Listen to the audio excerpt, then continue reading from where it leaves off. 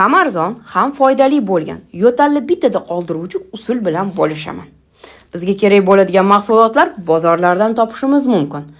Olmani xohlasangiz butunligicha, xohlasangiz ichini yorib, urug'laridan ajratib olamiz va mantiqasqonga terib 10 daqiqada tayyor holatga keladi. Iliqroq holatga kelganda tomoq og'rib, yiringlab ketgan vaqtda anchagina qo'l bo'ladi.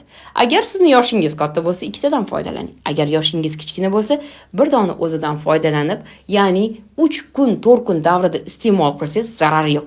Lekin siz o'sha zahotiga olmani parga qo'yib iste'mol qilsangiz, nafas siqishdan, yiringli tomoq og'rig'idan qolasiz. Farzandingiz agar qo'shimcha ovqatga kirgan bo'lsa, berishingiz mumkin bo'ladi. Bu usul juda ham foydali bo'lib, organizm immunitetini ko'tarib beradi. Ham arzon, ham foydali bo'lgan yo'talni bittada qoldiruvchi usul bilan bo'lishaman. Bizga kerak bo'ladigan mahsulotlar bozorlardan topishimiz mumkin. Olmani xohlasangiz butunligicha, xohlasangiz ichini yorib, urug'laridan ajratib olamiz va mantiqasqonga terib 10 daqiqada tayyor holatga keladi.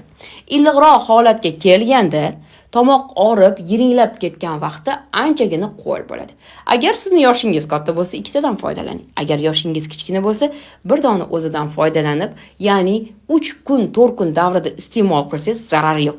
Lekin siz o'sha zahotiga olmani parga qo'yib iste'mol qilsangiz, nafas siqishdan, yiringli tomoq og'rig'idan qolasiz. Farzandingiz agar qo'shimcha ovqatga kirgan bo'lsa, berishingiz mumkin bo'ladi. Bu usul juda ham foydali bo'lib, organizm immunitetini ko'tarib beradi.